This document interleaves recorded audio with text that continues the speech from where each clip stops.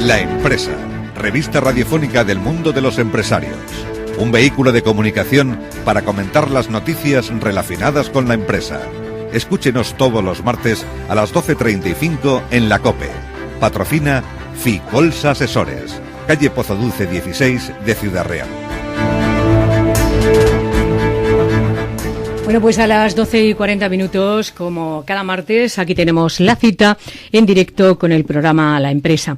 Hoy vamos a tratar un tema, aunque aparentemente por el título pueda sonar a poco comprensible para el público común, seguro que nuestros invitados hoy lo van a desgranar de forma que podamos entenderlo todos, porque cuando nos hablan de proceso contable decimos, madre mía, ¿qué es esto, no? Bueno, pues de eso vamos a hablar y hoy tenemos con nosotros Alberto López, el que es economista y socio de Ficolsa, Ana Sánchez, María José Mena y Juan Quero, que son responsables de empresa de Ficolsa, y Rosa Alcázar, como siempre, que nos traerá las noticias. Pues vamos, gracias a todos por estar aquí. Buenos días. Buenos días. Y recordarles también que hoy, como siempre, al final de nuestro programa, invitamos a una empresa y en esta ocasión está con nosotros Juan Pablo Marciel, que es el gerente de la empresa Marciel Consultores, que es una consultora comercial. Buenos días. Buenos días. Bueno, Alberto, a ver, una primera presentación de qué es esto del proceso contable. Pues el proceso contable no es ni más ni menos que la contabilidad de la empresa. Desgraciadamente, en España tenemos muy poca tradición de dar a la contabilidad el valor que tiene, pero realmente la información de la empresa debía surgir siempre de la contabilidad y no de por informes o de Excel o de informes alternativos, que es desgraciadamente lo que se suele hacer. En principio, el proceso contable, por lo tanto, es el procesamiento de la contabilidad, el procesar los documentos que hacen que la información contable se aglutine y dé la imagen de la situación de la empresa. En ese proceso contable hay una figura fundamental que es el contable profesional, que tampoco está en este país suficientemente reconocido ni tipificado. Ese contable profesional, que es una profesión específica, que no está tan claramente definida, pero que debía acabarse de definir, es el que organiza la documentación contable, distingue la que tiene efectos en contabilidad de la que es una documentación puramente comercial, y a través de unos instrumentos, como son los programas de contabilidad, el propio plan de cuenta, que es un instrumento que da la norma contable y una serie de conceptos, va procesando los documentos para obtener finalmente acumulada la información económica de la empresa y poder saber cómo está la empresa. Claro. Desgraciadamente, en este país le hacemos las cosas al revés. Vamos grabando en Excel y en informes alternativos todo, y sin embargo la contabilidad la dejamos como un producto que tiene que ver más con la fiscalidad. Y es al revés. Sí, porque si no se lleva bien un plan contable de una empresa, puede traer problemas. Si no se procesa, si no se acumula bien la información contable, y de ahí nace toda la información colateral, estamos haciendo las cosas al revés. Entonces, esa documentación que realmente el contable profesional debe procesar, debe intentar agrupar y acumular, obedece a 3 áreas fundamentales. Hay un área de documentación económica, hay un área de documentación financiera, y luego hay una zona de ajustes, de revisiones y de cierre contable, que son las que hemos distinguido aquí. Vamos a desarrollarlas ahora. Bueno, vamos a empezar por esa parte económica. ¿En qué consiste, Ana Sánchez?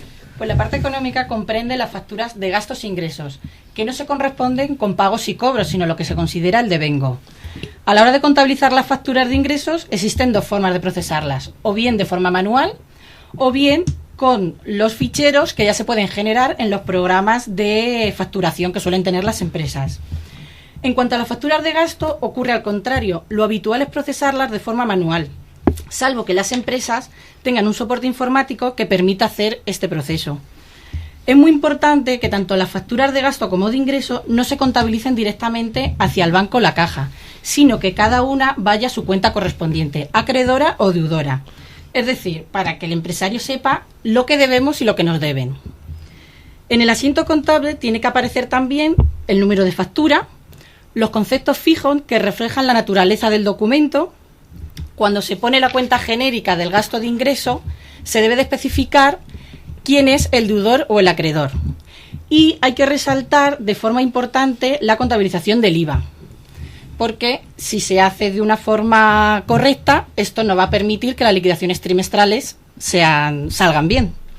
Y por último, los vencimientos, tanto de los pagos como de los cobros, para poder tener las previsiones correspondientes. Luego hay que tener en cuenta que las empresas pueden tener más de una actividad, con lo cual lo suyo sería separar gastos e ingresos por cada una de las distintas actividades. Esto se hace haciendo una codificación especial para cada una de ellas. ¿Qué nos permite? Pues poder comprobar en cualquier momento los resultados por línea de actividades. Uh-huh. Bueno, la verdad es que yo creo que las empresas, imagino que serán conscientes de lo importante que es llevar bien ese proceso contable. Lo que pasa es que quizá hay empresas que no tienen el personal adecuado dentro de la empresa para poder llevarlo, ¿no? Efectivamente, de todas formas no hay una conciencia clara todavía de la importancia que tiene el contable propio o extraño. Cada empresa puede tener su propio contable, que puede ser un gran profesional, o bien puede contratar la contabilidad. Efectivamente. Bueno, vamos con la parte financiera. María José. Sí, mira, ahora en la parte financiera vamos a cobrar y a pagar las facturas que hemos procesado en la parte económica de la contabilidad, que nos ha explicado Ana. Este proceso se divide en banco y caja. Respecto al banco, hay dos formas de procesar dicha información, o bien de forma manual o bien mediante vertido informático. De forma manual, generalmente recibimos del banco una serie de documentos en los que se nos exponen los cargos y los ingresos que hemos recibido, los cuales procesamos en los programas informáticos. Posteriormente, se cotejan con los extractos que periódicamente nos envían las entidades financieras, o bien se puede ver en la página web de los bancos. En el proceso contable de mecanización del banco, iremos indicando mediante conceptos fijos, los que nos ha hablado antes Ana, los que se refieren a cobros y pagos, de forma que el empresario siempre puede saber dónde ha ido el dinero que ha generado, que muchas veces nos pregunta ¿dónde está lo que yo he ganado? Uh-huh. De esta forma agilizamos este proceso de búsqueda porque podríamos separar entre los cobros y los pagos que hemos recibido. Otra forma de contabilizar el banco sería mediante vertido informático.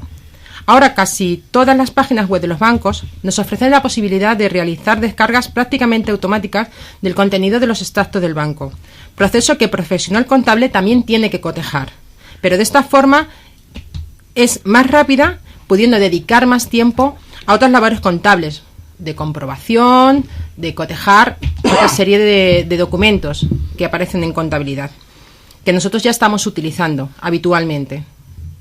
De esta forma ganamos, como hemos dicho, rapidez y fiabilidad en el proceso. Otra parte del tema financiero es la caja. Generalmente la caja suele tener un soporte en papel, que nos genera una serie de documentos, los cuales vamos a procesar de la misma forma que el banco. Puede ser que la caja también se encuentre en soporte informático. De esta forma también podríamos realizar ese vertido a contabilidad. Hay que resaltar que a partir desde el 1 de octubre del 2012 no se pueden ni cobrar ni pagar en efectivo facturas por importes superiores a 2.500 euros. Se debe hacer o bien mediante transferencia, ingreso en cuenta, cheques o pagarés. Muy bien, yo creo que queda perfectamente aclarado, pero nos falta la parte final, que es la revisión y el cierre de ese proceso contable que Juan Quero nos va a dar con algunos detalles, ¿no? Sí. Bien, pues después de estas dos partes fundamentales en la contabilidad, pues también hay otra serie de asientos contables que, si bien no tienen un documento concreto para su contabilización, como es el caso, pues es fundamental, ya que sin estos asientos la contabilidad no estaría definida. El primer grupo de estos asientos lo vamos a diferenciar en 4 grandes grupos. El primer grupo de estos asientos sería las periodificaciones. ¿En qué consisten las periodificaciones? Pues consisten en contabilizar al periodo de tiempo al que va referido la contabilidad, pues la parte proporcional de determinados gastos o ingresos. Periodificaciones más importantes, por ejemplo, pues podrían ser, por ejemplo, las primas de seguros, intereses a nuestro favor o en contra, prorratear las pagas extras, imputaciones de subvención de capital. Este sería un gran grupo. El grupo segundo sería las amortizaciones, importantísimas. Esta partida recoge la depreciación que sufren los bienes de nuestro inmovilizado, por ejemplo, maquinaria, edificaciones. Para ello debemos contar paralelamente a la contabilidad con un cuadro de amortización que tenemos que ir actualizando con cada uno de los elementos del inmovilizado que se vayan incorporando. Y bueno, este asiento se puede anotar en contabilidad en un solo asiento al final del ejercicio o del periodo, o podemos también periodificarlo, como hemos comentado en el apartado anterior. Otro punto también importante de asientos que habría que realizar pues sería asientos por deterioros.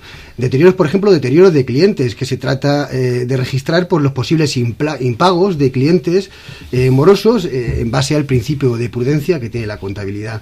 Esto a fecha de hoy pues es bastante está ocurriendo mucho este tipo de asientos. Otra parte de deterioros, por ejemplo, deterioros de inmovilizado, que sería aquí por la pérdida de valor de nuestro inmovilizado, por obsolescencia, por pérdida de valor del mismo, vamos. También ya deterioros por inversiones financieras, dado a los diferentes valores de cotización o valor de mercado que puedan tener acciones, que puedan tener préstamos que tenemos en contabilidad. Y ya por último sería la variación de existencia de nuestro inventario.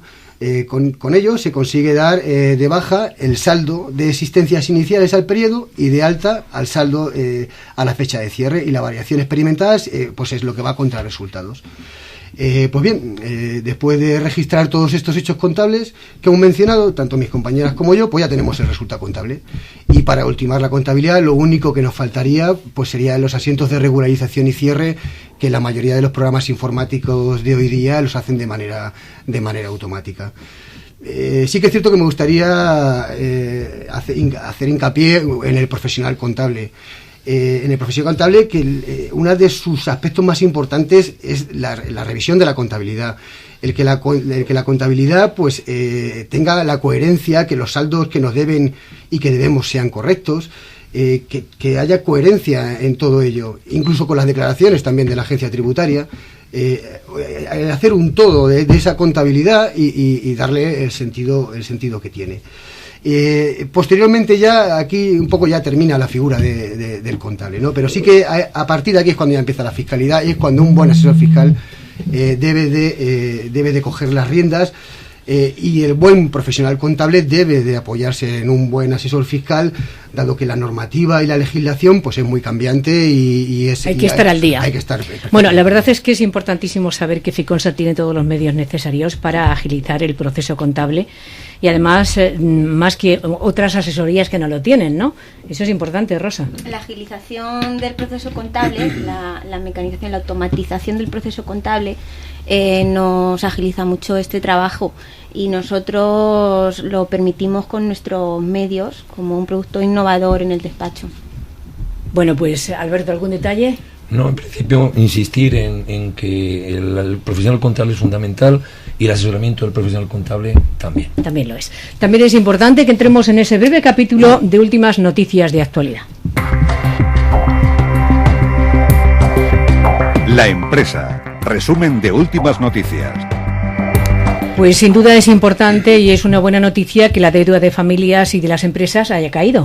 Sí, la deuda de las familias cayó un 4,7% en el mes de julio respecto al mismo mes del año pasado, con lo que el endeudamiento de los hogares se sitúa en el nivel más bajo desde marzo de 2007, según datos del Banco de España. La explicación la encontramos en el retroceso de los créditos hipotecarios durante el séptimo mes del año y la caída de la inversión en la vivienda. Por otra parte, la deuda de las empresas también bajó en julio un 11,2% interanual. Bueno, y el presupuesto en I+D va a volver a subir el año que viene, ¿no? El ministro de Economía y Competitividad, Luis de Guindos, ha anunciado que los presupuestos generales del Estado de 2014 incluirán un aumento de la inversión pública en I+D+I, que además será el primer crecimiento desde que comenzó la crisis. ¿El precio de la vivienda española cayó en agosto? El precio medio de la vivienda registró una caída interanual del 9,3% en agosto. Pues si te parece vamos a recordar la dirección de Facebook, ¿no? Es www.facebook.com/Ficolsa Asesores. Pues vamos ahora, en los últimos minutos, a hablar con nuestro invitado, un empresario, Juan Pablo Marciel. Buenos días. Hola, buenos días. Juan Pablo lleva varias empresas, pero hoy vamos a hablar de una de ellas, como es esa consultoría comercial.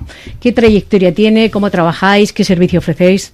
Bueno, pues llevamos ya en el mercado ya muchos años, siempre de la mano con Ficolsa, con sus profesionales, y nosotros vimos que faltaba una parte de asesoramiento que estas asesorías como Ficolsa no daba, porque ellos se basan en temas laborales, fiscales, económicos.